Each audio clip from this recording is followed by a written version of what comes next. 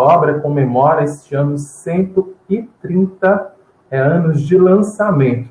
E eu acredito que a grande maioria de nós, em algum momento das nossas vidas, já deve ter se questionado, já deve ter se perguntado o que acontece depois da morte. Então, nós vamos convidar para conversar conosco, agora nesse momento, os nossos facilitadores, William Jacó e Tiago Barbosa, que vão falar, vão dissertar, vão conversar conosco acerca desse tema, cada um com 20 minutos para fazer as suas considerações. E, claro, a gente convida você que está aí no chat, a gente já está vendo que muitas pessoas estão interagindo conosco, a gente convida para vocês participarem, vocês podem fazer as suas perguntas, os seus comentários e as suas observações, que logo após a exposição dos nossos convidados, a gente vai ter aquele momento interativo, aquele bate-papo a partir das perguntas que forem inseridas no chat. Então, a gente aí já convida vocês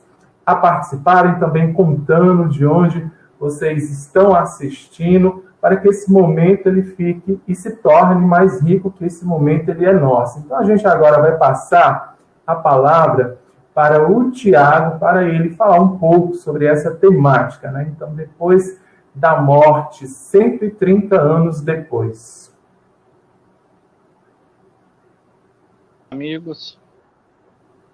Meus amigos, minhas amigas, é uma alegria enorme, muito grande, participar da campanha Letras que Apontam Estrelas. Então, saudamos aqui a Federação Espírita Brasileira pela iniciativa, todo o Conselho Federativo Nacional, né?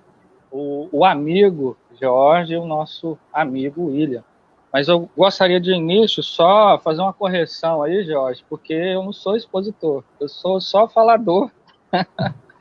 E, francamente, não tenho o dom da palavra, né? Mas a alegria de falar de Denis é enorme e isso, de certa forma, nos motiva para a tarefa. Bom, depois da morte, 130 anos depois, eu acho que é interessante recuarmos antes do lançamento da obra, que foi feito em 25 de dezembro de 1890, conforme nos narra Henri Renaud, na obra A Morte Não Existe, que é uma das melhores obras que trata da bibliografia denisiana, ou seja, da produção intelectual de Leon Denis, né? Ele que era amigo pessoal do mestre de Tours e um grande admirador e entusiasta da sua obra. Mas é interessante voltarmos àquele congresso espírita e espiritualista de 1889. Naquele congresso, Leon Denis, que fora convidado para ser o presidente da comissão de propaganda, Leon Denis não era somente uma promessa para o movimento espírita.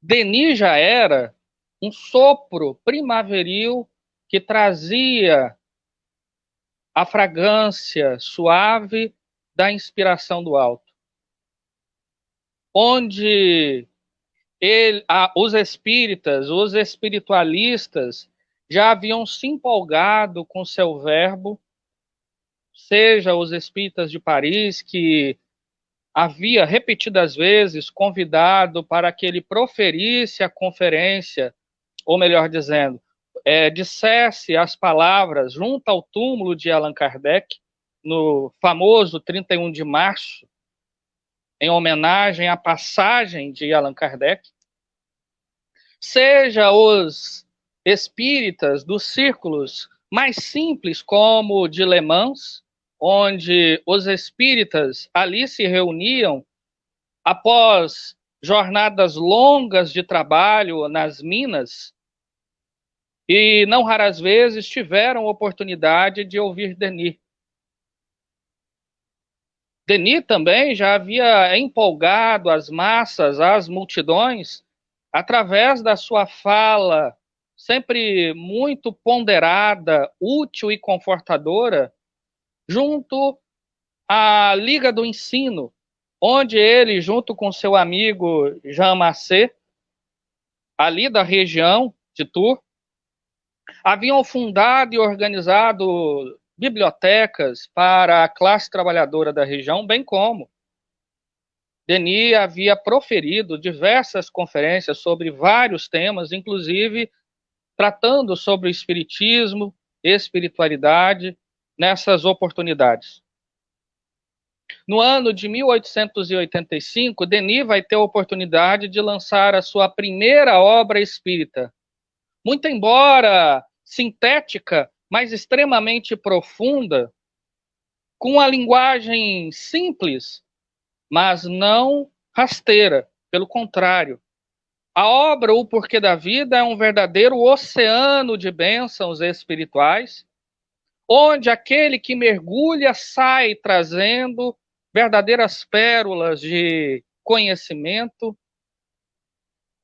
e verdade. Já nessa obra, podemos dizer que Denis já se apresenta maduro em Porquê da Vida. Denis já se apresenta maduro. Denis, a gente pode dizer que tem um traço muito característico, que é muito singular, porque, afinal de contas, quando observamos a produção literária de qualquer autor, a gente vê que há um avançar, um amadurecimento. Mas insistimos, Denis, desde a sua primeira obra, já aparece maduro.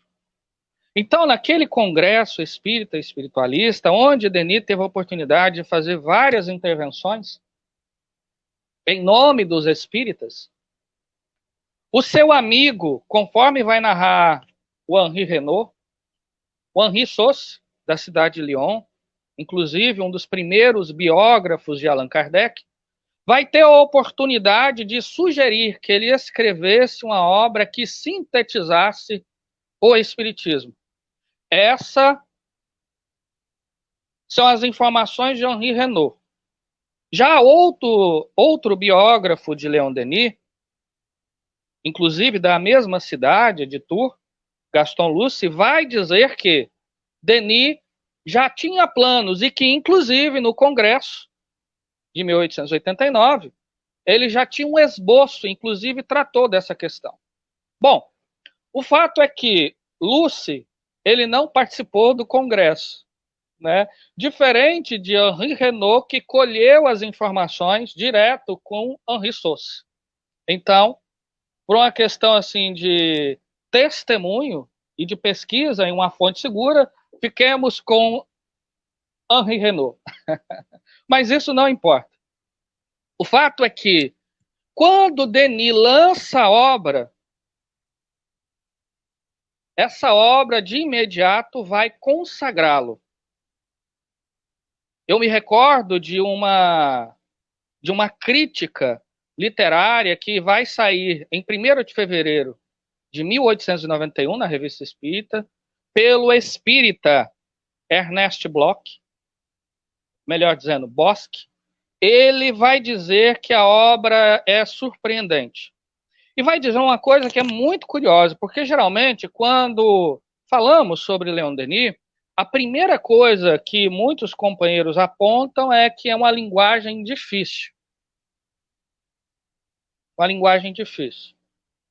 No entanto, é preciso dizer que, inclusive o Ernest Bosque vai dizer isso, que a linguagem é uma linguagem quase prosaica, né? Mas ao mesmo tempo poética.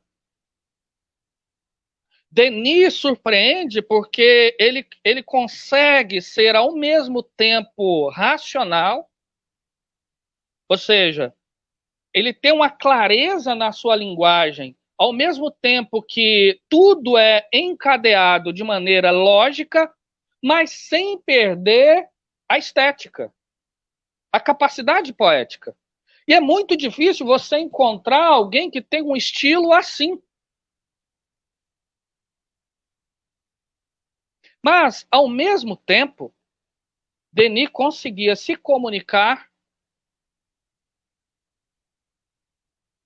com as massas através da sua literatura. Ali é tudo muito claro, vai dizer o Bosque. Ao mesmo tempo que há essa clareza, que a gente percebe que isso é fruto de alguém que teve a oportunidade de reencarnar com muitas dificuldades, viveu na classe trabalhadora, comungou, comeu do mesmo pão, digamos assim, mas, ao mesmo tempo, a sua vontade de estudar. Denis foi um filósofo autodidata. E isso acabou o caracterizando. Então, nós temos uma obra que, por um lado, ela é muito clara, mas também profunda. Mas, tratando dos 130 anos depois, eu gostaria de fazer aqui uma provocação, e depois a gente conversar sobre isso, que é, digamos assim, a atemporalidade da obra depois da morte. Como que ela nos alcança? Como a sua mensagem chega até nós?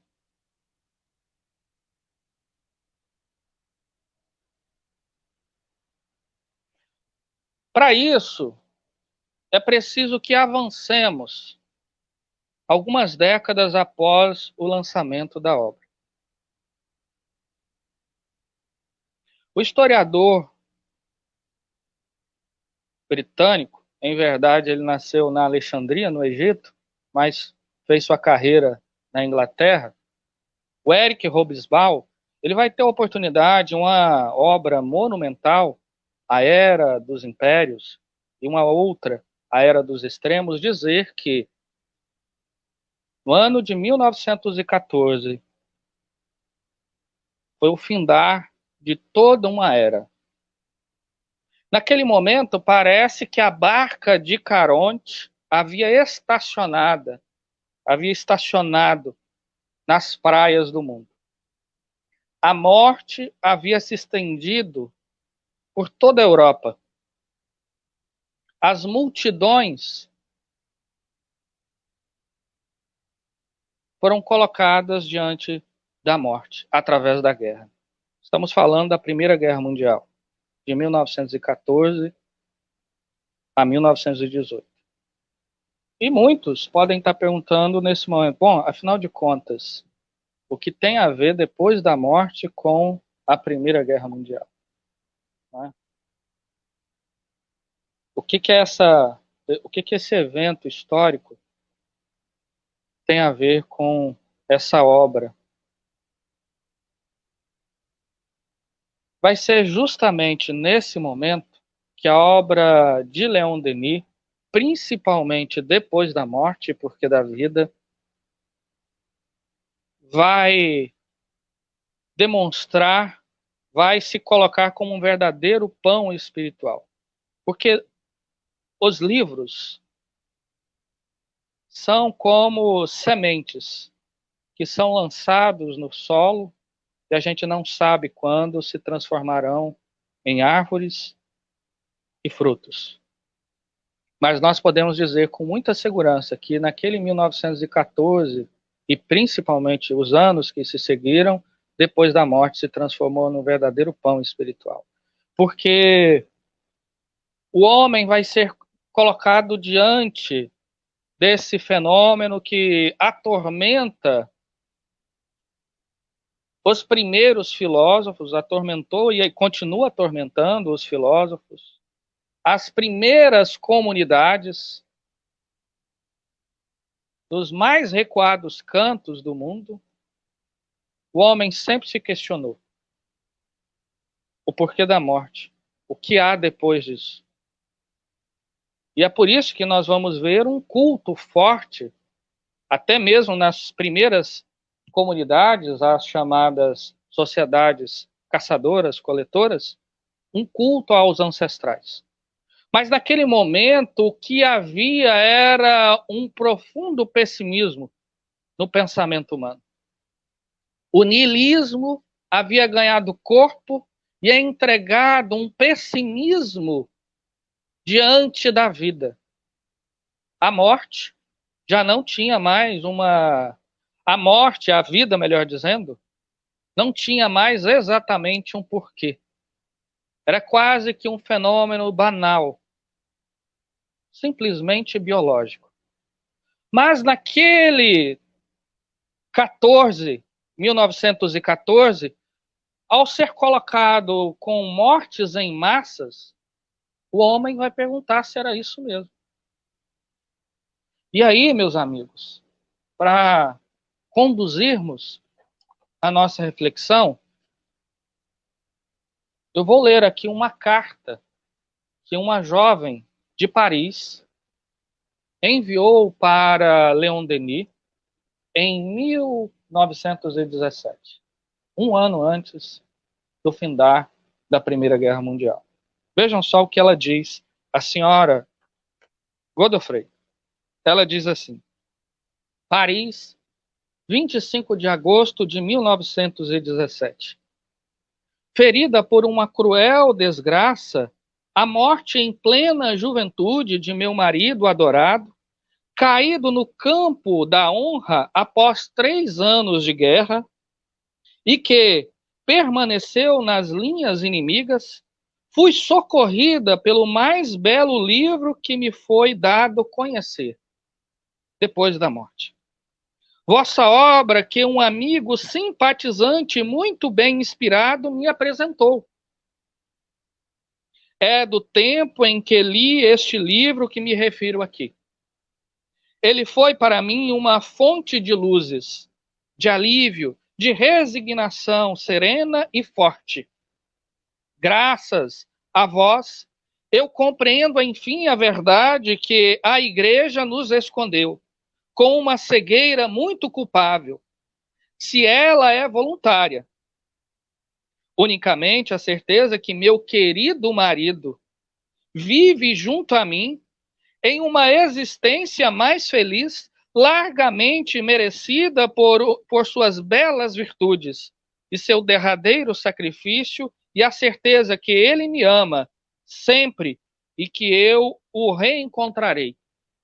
Dá-me a disposição necessária para prosseguir na minha rota de preparar meus novos deveres, pois eu espero um filho. Quando estou sozinha, ouço em torno de mim batidas repetidas, que me são doces ao coração. Eu pude mesmo escrever automaticamente algumas palavras no dia 8 de junho.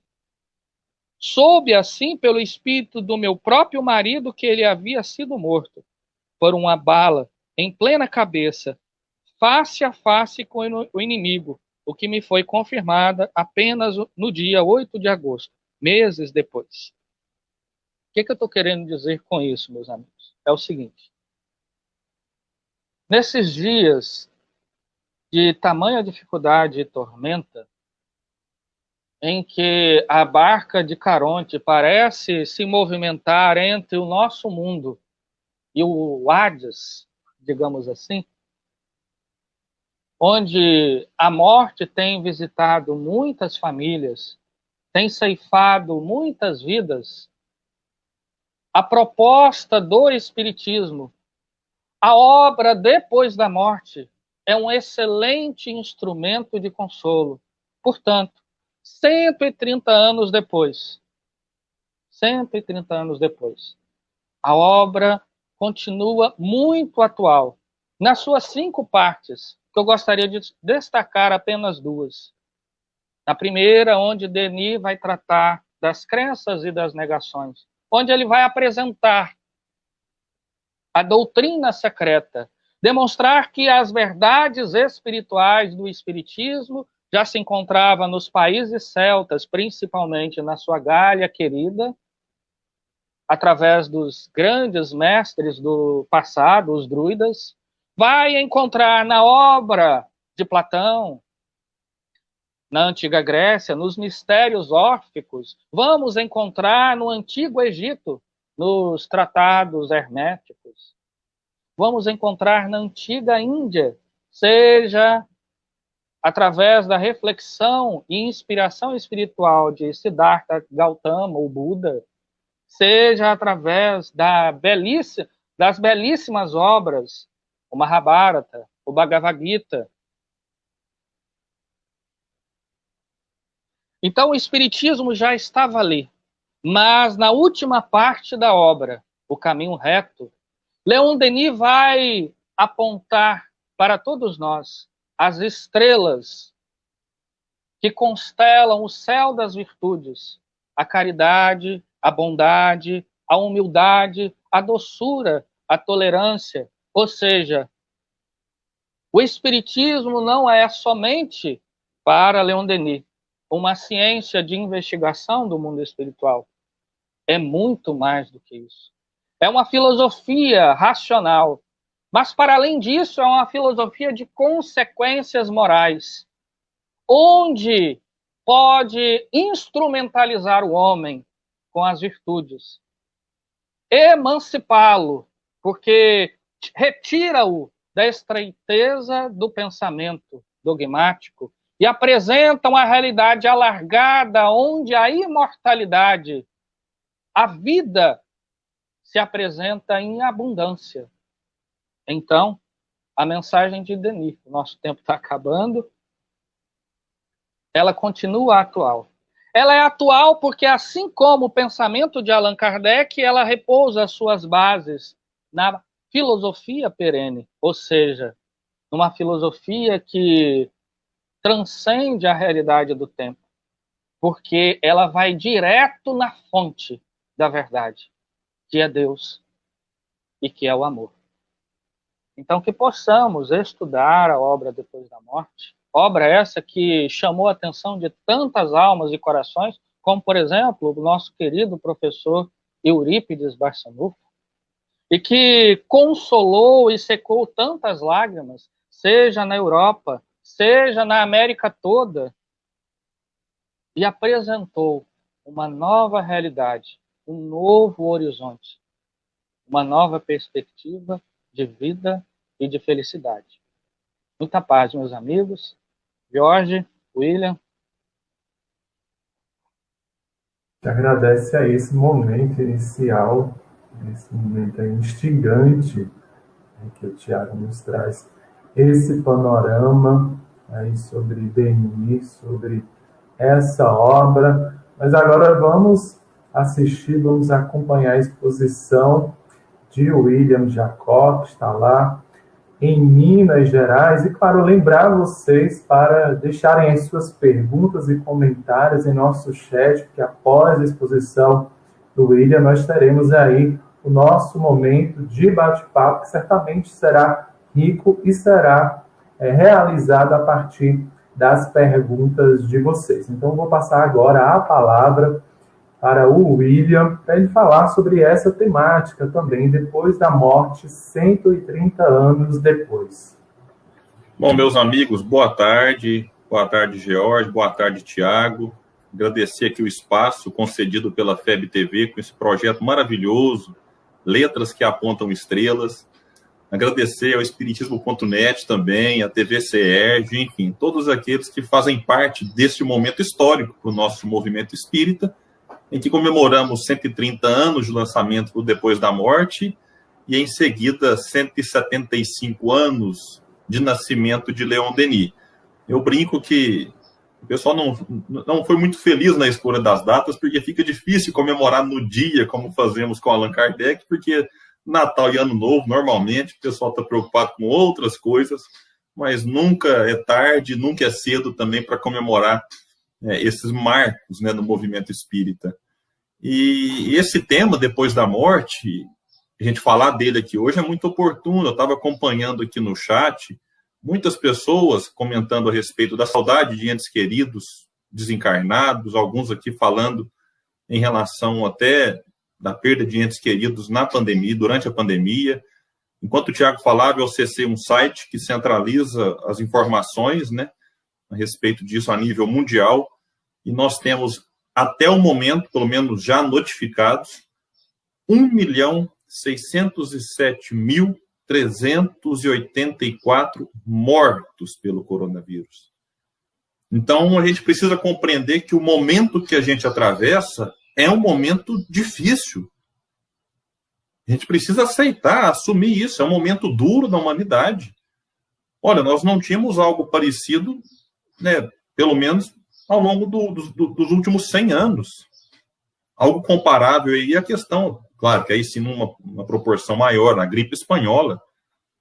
Mas será que o momento não nos enseja reflexões a respeito da vida de espírito imortal que nós temos, passando momentaneamente por uma encarnação, para daqui a pouco retornar?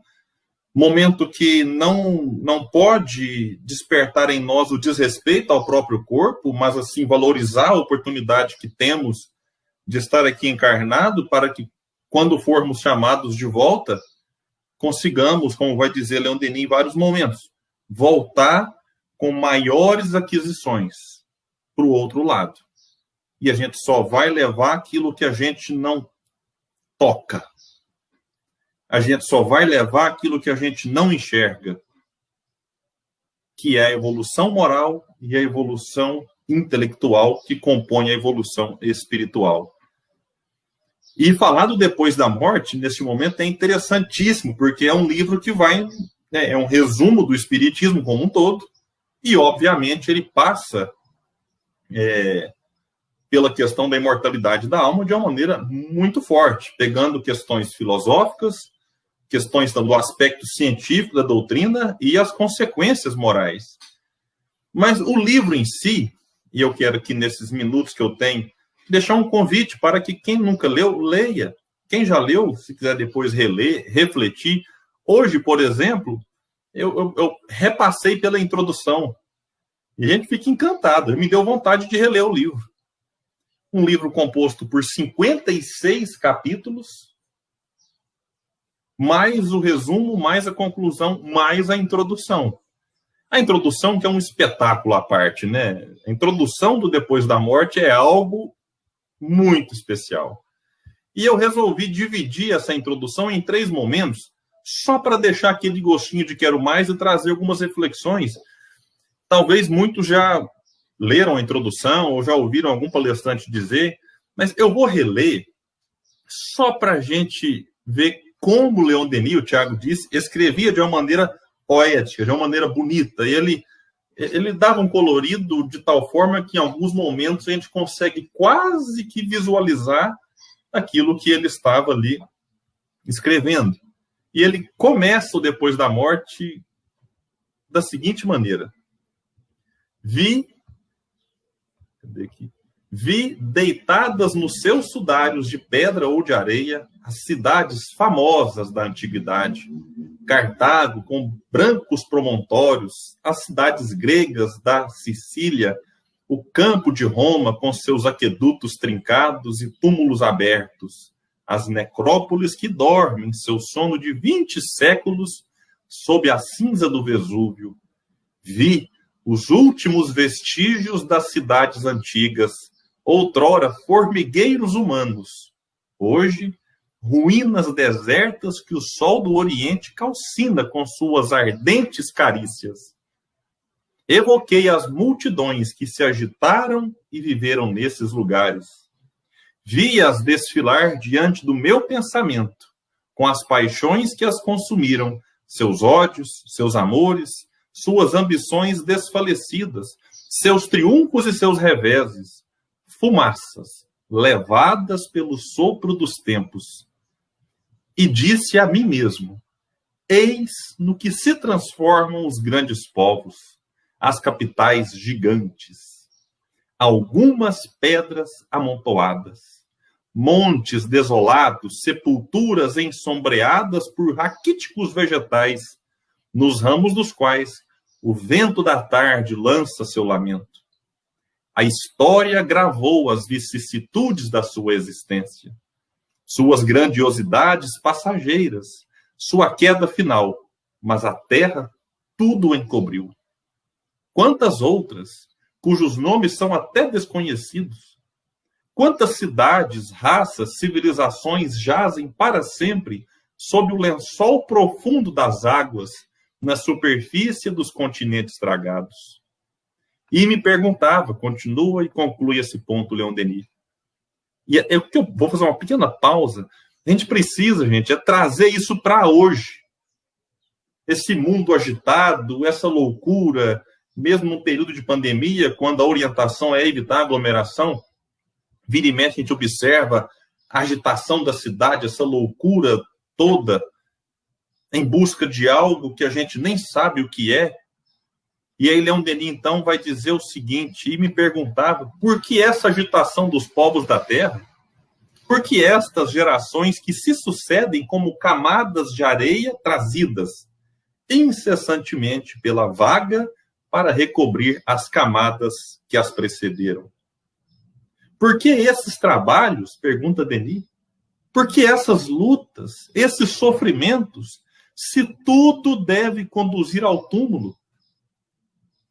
Os séculos que ele vai falar, esses minutos da eternidade, viram passar nações e reinos, e nada ficou de pé.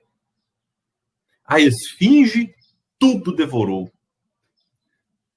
Na sua correria, para onde então vai o homem? Gente, é um negócio espetacular. Depois, quem nunca leu pode pensar assim, esse palestrante está exagerando, está pegando pesado. Leiam, peguem. Um dia um amigo meu falou assim, William, eu não gosto daquela parte mais ali histórica, falando do Egito, da Grécia, da Gália. Eu falo, olha, leia a introdução e depois pega o capítulo que você mais gostar, vai lá no índice lá e procura, fala, eu gosto de falar, eu quero ver sobre o egoísmo. Vá no egoísmo, não é um romance em que se você perder uma parte, você ficará perdido no resto, é um livro de estudo. O ideal é ler tudo, mas eu já cheguei a indicar para a pessoa, leia a quinta parte, o livro é dividido em 5. Leia a quinta, já que você não tem costume com Leon Denis. Mas vejam a beleza, isso aqui é só o começo da introdução. Ele fala, nada ficou de pé. No Porquê da Vida, que o Tiago chegou a citar, ele chega a falar assim, que chegará um momento em que o vento dos espaços terá varrido para sempre a poeira destes mundos desgastados. Aí ele já vai chamar os mundos de poeiras.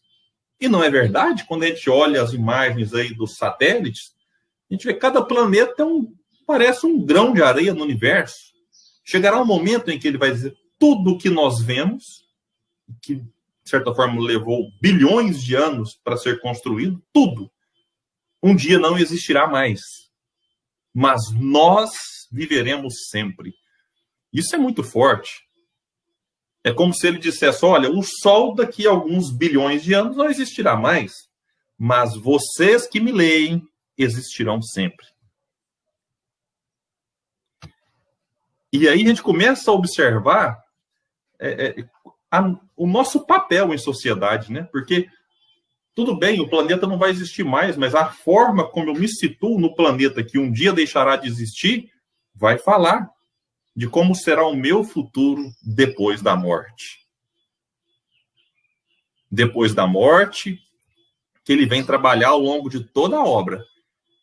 Chega aqui no meio da introdução, para deixar um gostinho de quero mais, para quem me viu um comentário de alguém que não leu ainda o livro, vale a pena. Só deixa comentário, manda pergunta, a gente vai depois trocar ideia aqui. Mas no meio da introdução ele fala assim, um daqueles que você ama vai morrer. Ou a gente poderia até dizer, já morreu. Quem de nós, né, nunca se despediu de um ente querido? Um daqueles que você ama vai morrer. Debruçado sobre ele, o coração apertado. Você vê estender-se lentamente sobre seus traços a sombra do além. Veja como que ele vai desenhando. O fogo interior lança apenas pálidas e trêmulas luzes. E eis que se enfraquece ainda mais, depois se apaga. E agora, tudo o que nesse ser atestava a vida, esse olho que brilhava, essa boca que emitia sons, esses membros que se agitavam, tudo está velado, silencioso, inerte. Sobre esse leito fúnebre, há somente um cadáver. Que homem não se perguntou sobre a explicação desse mistério. E durante o velório, nesse colóquio, nessa reunião, nesse encontro solene com a morte, pôde não pensar no que o aguarda a si próprio. Este problema, diz Leon Denis, nos interessa a todos, pois todos nos submeteremos à lei. Meus amigos, e a lei não exime rico, pobre, brasileiro, sueco, todos vamos desencarnar.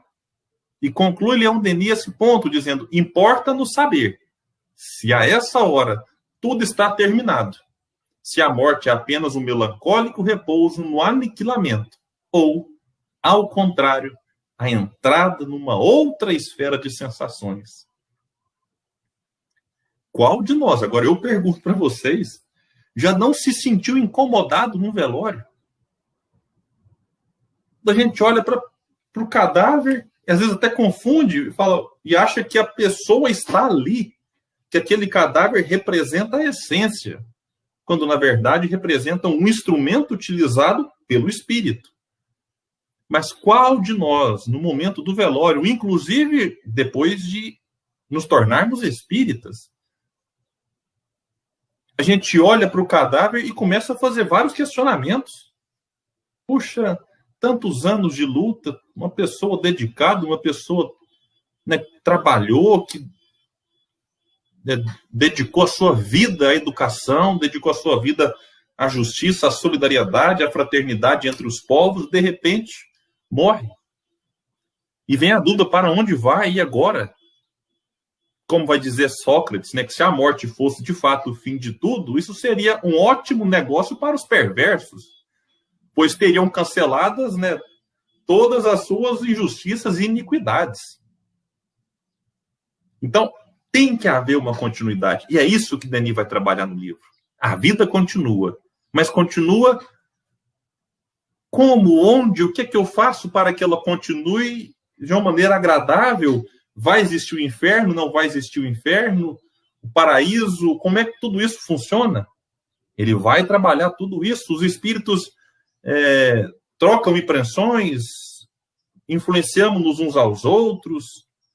E a quinta parte do bolo, do livro, que eu falo que é a cereja do bolo, ele vai dizer justamente a parte moral, é quase que um manual de como nós trabalharmos as virtudes que ainda não possuímos, como reprimirmos as más tendências, para que a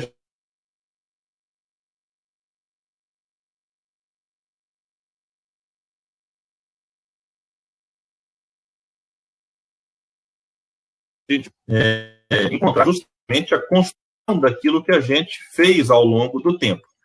E, para encerrar essa minha primeira participação, eu vou trazer aqui já agora o final. Eu falei do começo da introdução, falei um pouco da parte do meio, e o final ele vai, né, nos brindar com a seguinte fala. Entre vocês, muitos talvez rejeitarão nossas conclusões. Isso faz parte, ninguém vai conseguir agradar todo mundo. Nem Jesus, na sua época, foi unanimidade. Se fosse, não teria recebido a pena de morte que recebeu, a tortura e tudo mais. Então, é normal que muitos rejeitem as conclusões, e Denis tinha consciência disso. E ele vai dizer assim, apenas um pequeno número aceitá-las-ão. Que importa? Ele colocando na introdução, não procuramos o sucesso. Um único móvel nos inspira, o respeito, o amor da verdade. Uma única ambição nos anima. Gostaríamos de, quando nosso envoltório usado retornar à terra, que nosso espírito imortal possa dizer: minha passagem neste mundo não terá sido estéril, se contribuir para acalmar uma dor, esclarecer uma inteligência em busca do verdadeiro, reconfortar uma única alma vacilante e entristecida. E assim ele finaliza a introdução do livro. E a gente hoje, 130 anos depois de ter escrito isso, a gente pode olhar, por exemplo, para Eurípides Barçanufo, que é alguém que que teve como primeiro livro espírita lido justamente o Depois da Morte, em que ele lê de maneira ininterrupta. Deixa eu pegar o livro para quem não conhece e ver. Um livro denso, um livro grosso, são mais de 400 páginas, e Eurípides lê sem parar. E conclui dizendo: este livro é um monumento. Meus amigos e amigas, a pergunta que eu deixo é, ao longo desses 130 anos, quantos Eurípides não se sentiram tocados pelas palavras de Leon Denis? Quantos corações não foram consolados pela forma e pelo conteúdo que nós encontramos neste livro? Quantas mentes não foram esclarecidas após ler o Depois da Morte?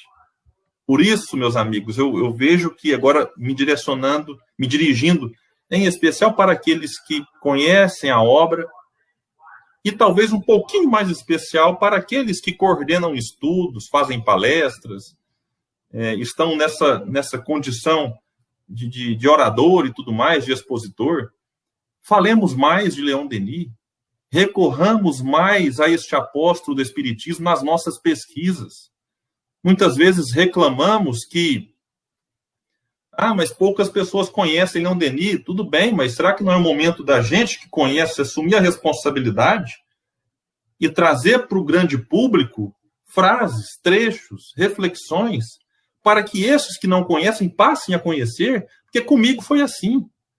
Foi de tanto assistir palestras, isso já faz 9 anos, da nossa querida Sueli Caldas Schubert, dela tanto falar em Leon Denis, ela que é ela mesma brinca, uma Denisette, que eu fiquei assim, curioso. Quem é Leon Denis? Então, se ela não tivesse falado, talvez, eu, por exemplo, não teria descoberto, ou teria descoberto mais tarde. Por isso eu deixo um convite. Quem depois puder, pegue essa obra, leia, reflita, medite, porque ela parte de um homem que queria o bem do leitor. Ele não queria impor as suas ideias, que, na verdade, expressavam as ideias trazidas pelos espíritos e organizadas por Allan Kardec. Mas Denis queria consolar, queria esclarecer. E ele chega, num dado momento, a dizer que é essa doutrina, na introdução, capaz de transformar a face das sociedades que oferecemos aos pesquisadores de todas as ordens e de todas as fileiras. Ela já foi divulgada em numerosos volumes. Acreditamos dever resumi-la nestas páginas, sob uma forma diferente, dirigindo àqueles que estão cansados de viver como cegos, ignorando a si mesmos, àqueles a quem não satisfazem mais as obras de uma civilização material, toda superficial, e que aspiram a uma ordem de coisas mais elevada. É sobretudo para vocês, filhos e filhas do povo, trabalhadores cuja estrada é áspera, a existência difícil, para quem o céu é mais escuro, mais frio o vento da adversidade. É para vocês que este livro foi escrito. Se algum de vocês, assim como eu, se encaixar nessas características colocadas por Leon Denis, saibam que este livro, então, também é para vocês, como foi para mim, como foi para Eurípides, como foi para muitos outros. Meus amigos, obrigado por essa primeira parte aqui, e vamos tentar bater um papo com o nosso querido amigo Tiago a respeito dessa obra tão monumental, como nos disse Eurípides Barçanufo.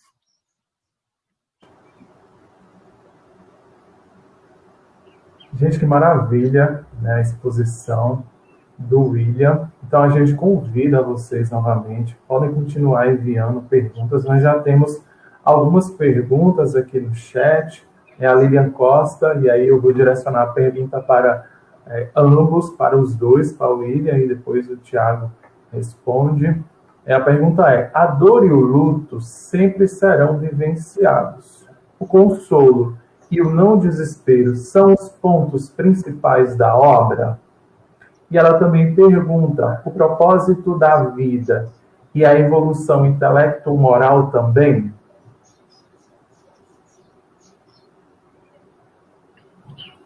Quer responder, Tiago, primeiro? Enquanto eu tomo um ar aqui? Olha, vamos lá. Primeiro, Denis, nós podemos dizer que ele produziu uma coisa muito original, que é uma filosofia, uma meditação existencialista. Né? Mas que tipo de existencialismo? Não é aquele materialista que vai surgir ali na segunda metade do século passado com Jean Paul Sartre. É um existencialismo espírita. Dentro disso, e isso a gente vê de maneira muito clara na segunda parte aqui da obra, né? Denis, ele vai nos apresentar uma filosofia da esperança. Dentro dessa filosofia da esperança, ele vai tratar de variados temas que faz parte da existência, só que de maneira esperançosa. Ele vai tratar da dor. A dor é um fenômeno muito natural na vida. É um fenômeno da própria vida. Tudo sofre no mundo. Né? Uma flor bela que observamos pela manhã, ela teve que rasgar o solo escuro para encontrar o beijo do sol. Né? E isso, de certa forma, já é um ensaio para o sofrimento que vai se apresentar nos reinos mais adiante como o nominal. Então é da vida sofrer. A morte é outra coisa. A morte, ela se apresenta em tudo, é uma realidade. Ela faz parte do processo da impermanência da própria vida. William leu a belíssima introdução de Denis, quando ele fala, onde estão esses povos do passado? Isso também é uma morte. E isso é natural que nos imponha um luto. Veja vocês, quando nós espíritas dizemos assim, a morte ela não existe, nós estamos tratando de da dinâmica do processo, mas não da experiência em si. A experiência, ela nos impõe o luto. É a dor da ausência. Então é natural que passemos, não só natural, mas é saudável. Está aí as ciências da mente, a psicologia, a psicanálise, para demonstrar isso. Então, se nos é ainda um enigma para muitas filosofias a morte, a experiência da morte, o luto, ela é importante. Mas, quando nós dissemos que Leon Denis produz uma filosofia da esperança, é porque depois da morte, principalmente, o porquê da vida, né? O problema do ser e do destino, onde Denis vai tratar da questão da morte, ele vai dizer que, ao mesmo tempo, é um fenômeno da própria vida, tudo em termos evolutivos, né? São processos. Denis faz uma reflexão muito interessante lá no Grande Enigma, porque ele fala da espiral evolutiva, onde que tem um início, um meio e um fim. Inclusive, na última parte da obra O Grande Enigma, ele vai falar sobre isso, as idades da vida, a lei circular, que vai do início da vida, né, do choro da criança até a morte, ao último suspiro. Mas Denis, principalmente, tentando responder, porque eu sou muito prolixo, desculpem, depois da morte é um sopro de consolo. Não é obra do acaso que foi uma das obras que chamou mais a atenção na época da Primeira Guerra Mundial.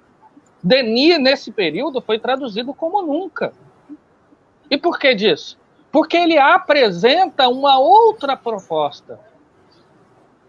A morte já não é mais o fim, a não ser de um ciclo. Mas não é o fim da vida, é fim de uma existência. Onde o personagem, ele sai do palco, vai para trás das cortinas e se faz novamente individualidade, ou seja, é aquela realidade, né, entre a alma e o espírito. A alma é o espírito encarnado. Quando ele está na erraticidade, ele é o que é o espírito.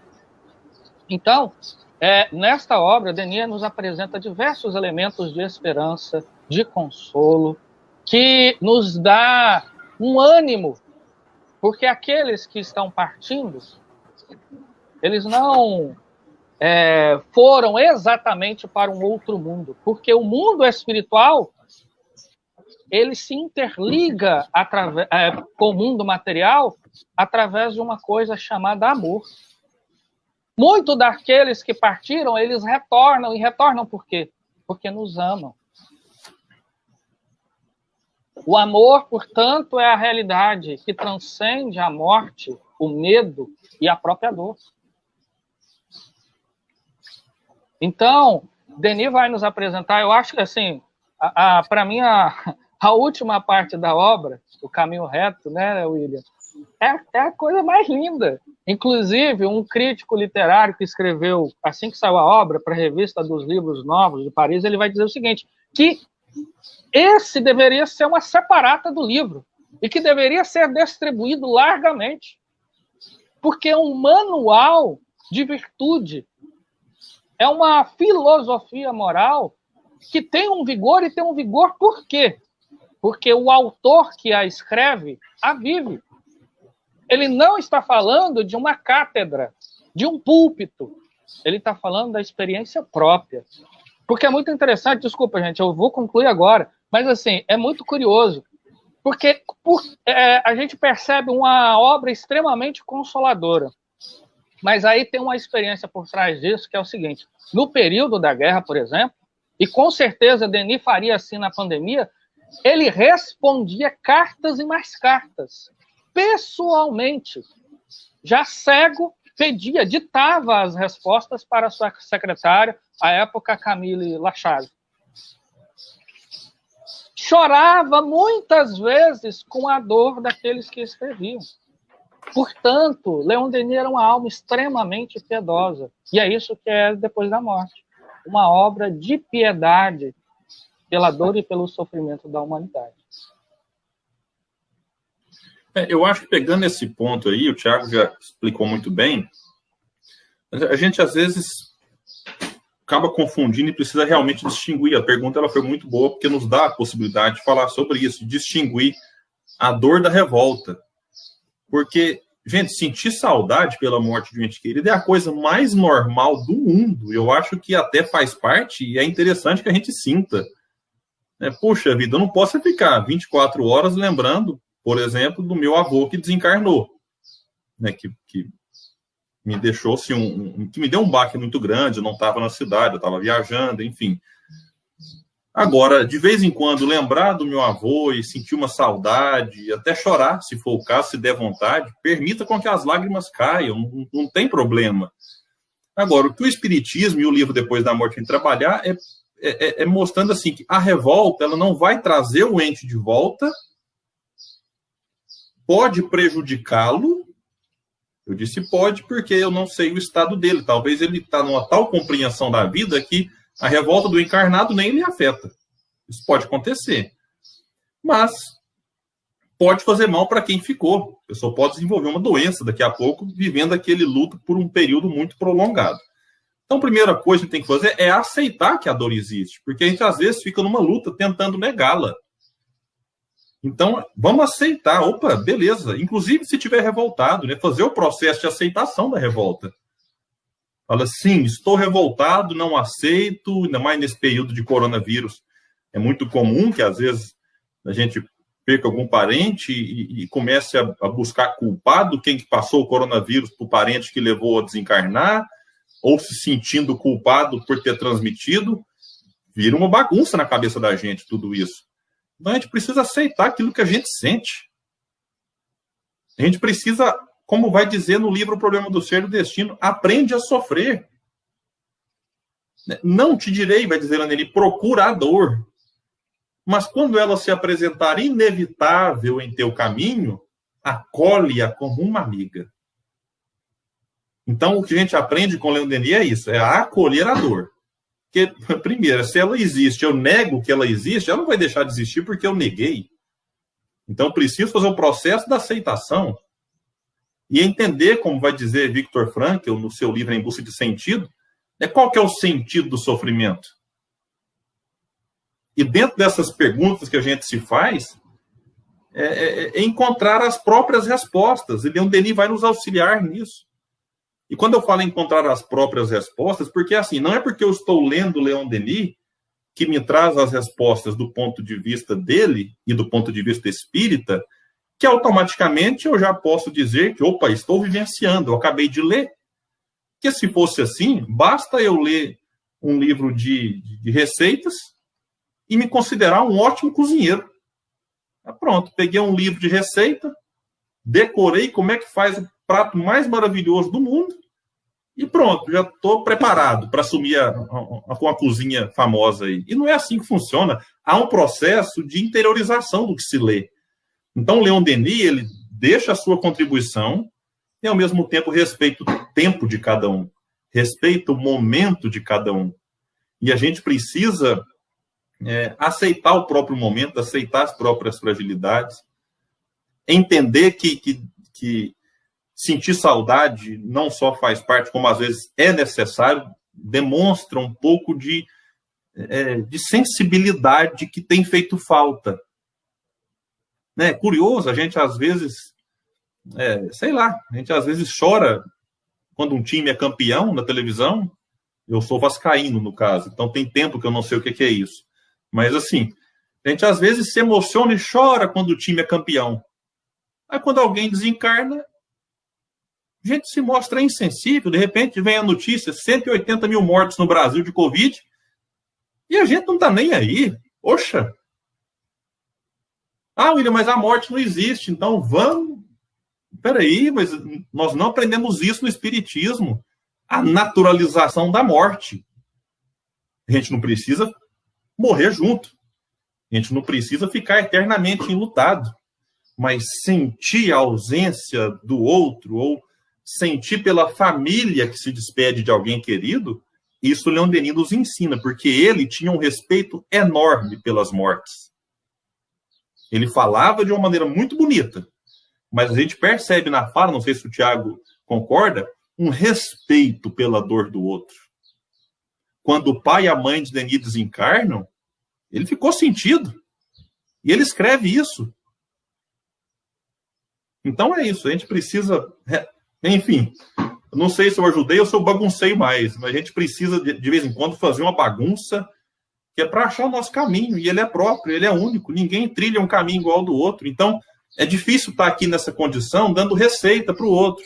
Eu vi aqui vários comentários, né? É difícil falar para a pessoa assim, não, minha filha, fica tranquila que a vida continua, vamos tocar o barco aí, que é assim mesmo. Eu não sei qual que é a história dela, qual que é a realidade dela, quais são os sentimentos que ela carrega, mas uma coisa nós temos certeza, todos continuaremos vivos depois daquilo que nós chamamos morte. Isso é um fato que o Espiritismo nos traz e nos prova. A nossa próxima pergunta é do Edson Menezes. E o Edson, ele faz referência, acredito que seja a edição de 1987 dessa obra, onde ele pergunta se inteligência e consciência são diferentes ou estão ligadas ao espírito.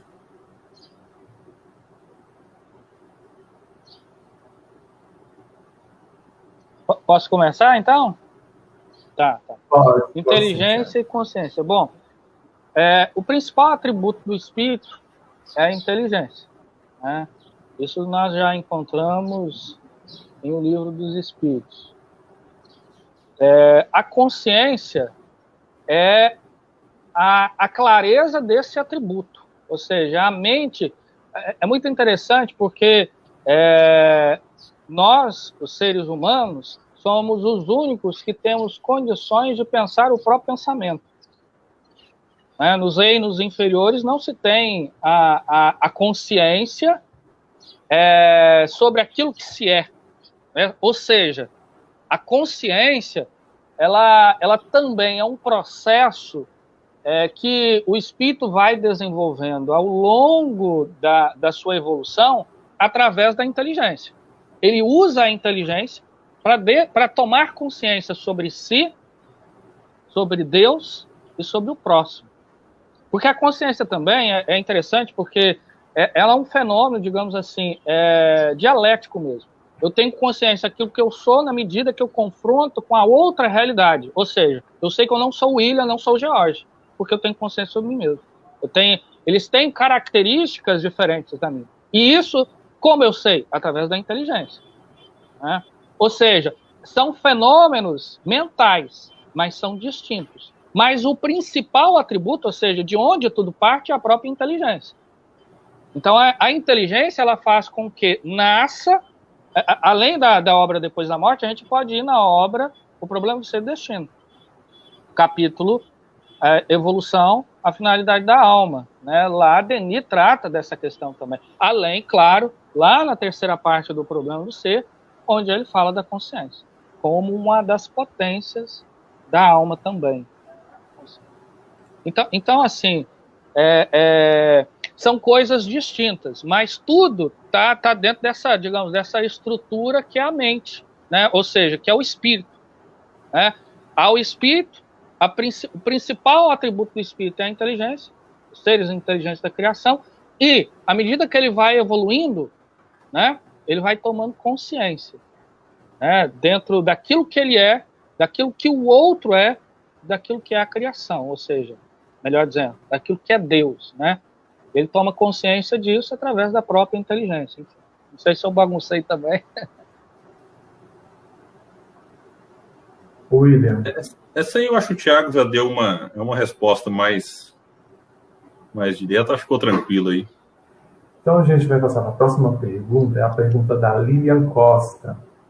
Ela pergunta: como lidar com o medo da morte?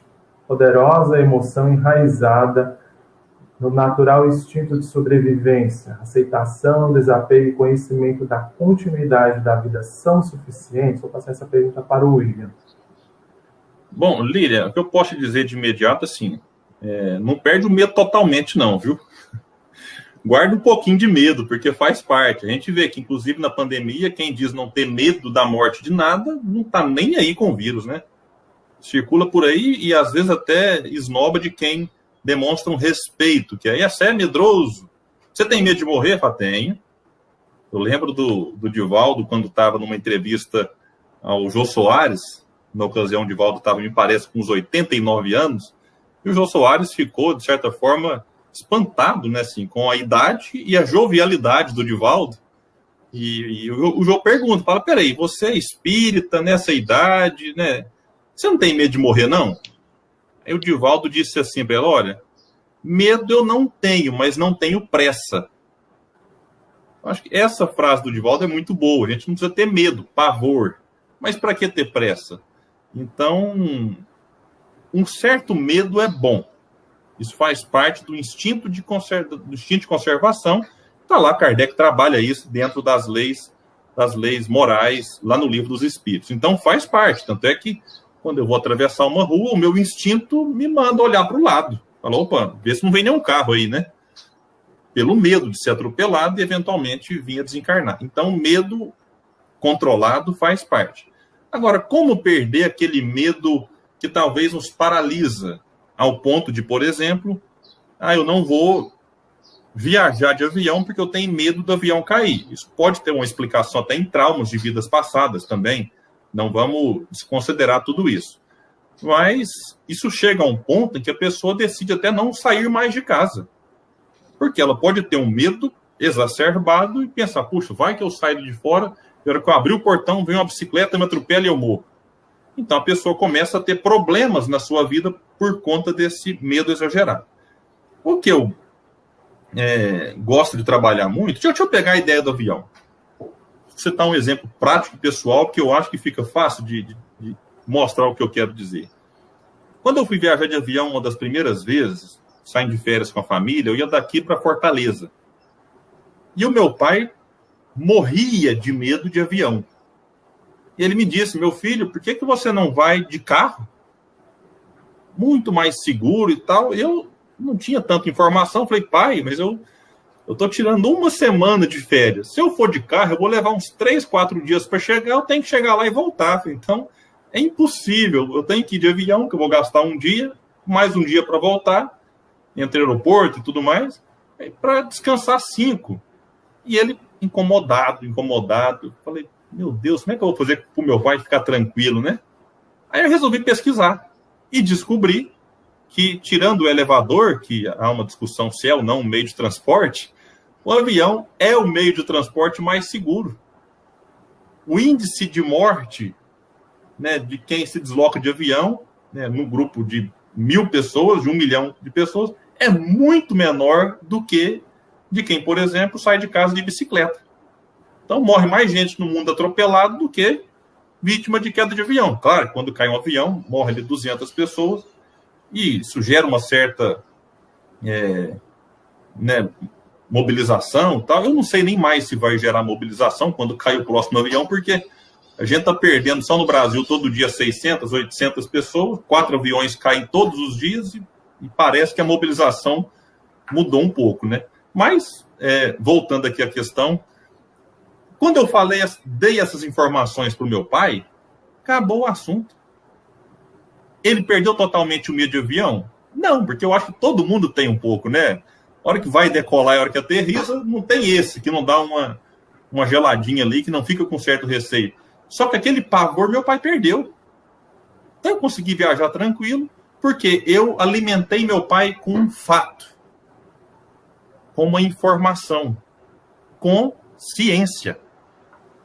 Que isso aqui é uma ciência, é uma pesquisa feita, você levanta, é um estudo científico, é uma prova.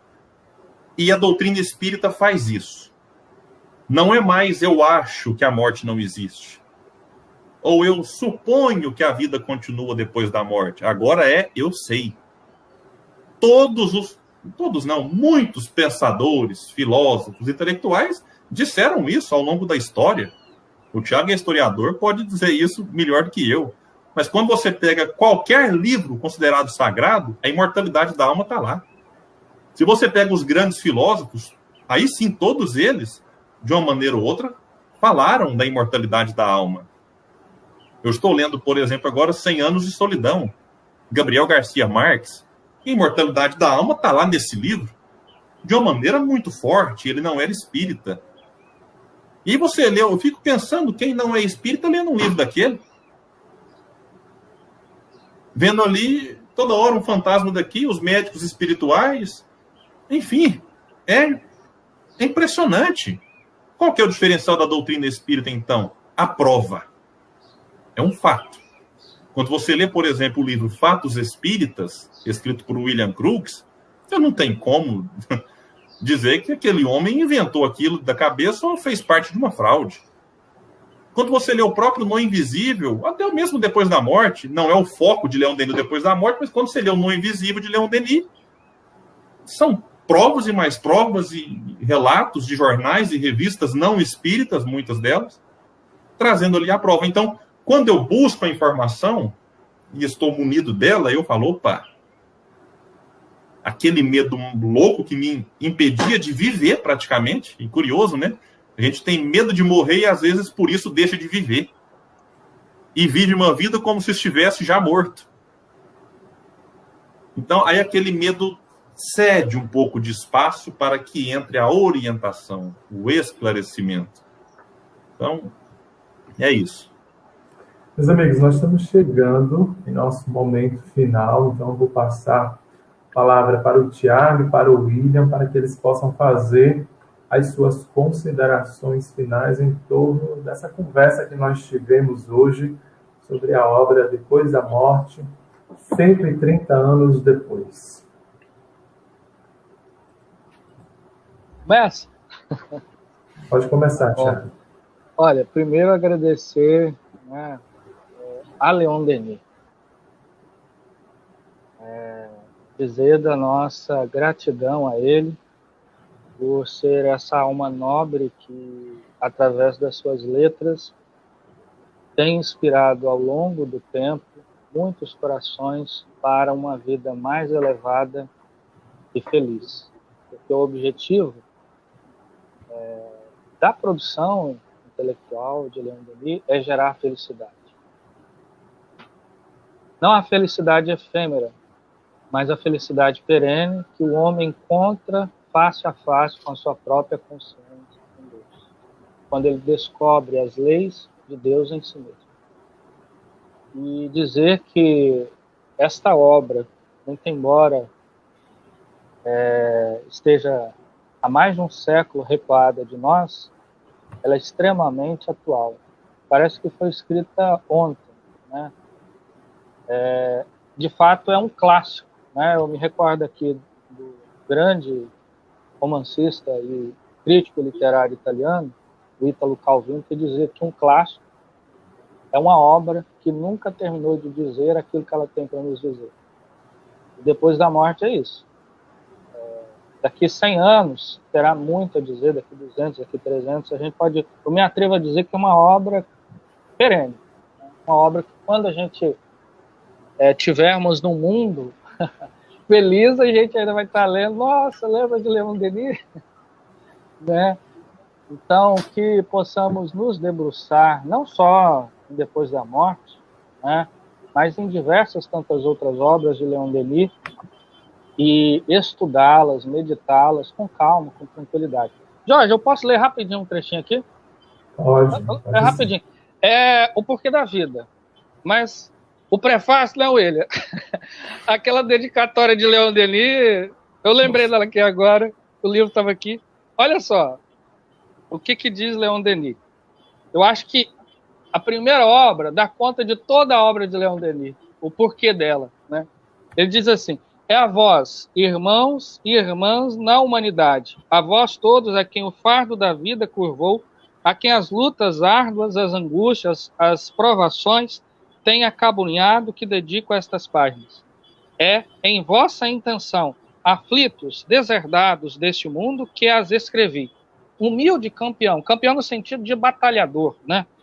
Da verdade e do progresso. Pus nelas o fruto das minhas vigílias, reflexões e esperanças. Tudo que me consola e sustenta nessa jornada. Oxalá, acheis nela alguns ensinos úteis, um pouco de luz para esclarecer o vosso caminho. Posta esta modesta obra ser, para o vosso espírito contristado, ou seja, triste, o que é a sombra para o trabalhador queimado do sol, o que é o deserto árido, a fonte límpida e fresca, oferecendo-se ao viajor sequioso. É isso. Belíssimo. William? Bom, o Thiago leu aí o trecho do Porquê da Vida. Eu quero aproveitar o espaço para dizer que eu estou fazendo um estudo do Porquê da Vida agora, né? Já tem algumas semanas lá no meu canal do YouTube, o William Jacob. É um espaço exclusivo para divulgar o material que eu produzo para o movimento espírita. Então fica o convite. Já estamos lá no 28º estudo, o estudo de 12, 13 minutos. É um livro maravilhoso, estou quase acabando ele para começar outro. Então depois, quem puder aproveitar para divulgar, a gente tem tentado, né, entender o pensamento de Leon Denis e traduzir em algumas palavras. E para a gente encerrar, eu vou ler 2 trechos. Um está lá na biografia, e o Thiago até falou daquele crítico, do Ernest Bosque. Ele vai, e o Gaston Lúcio, biógrafo, vai separar comentários que vai juntar ali do Bosque com o próprio Gaston.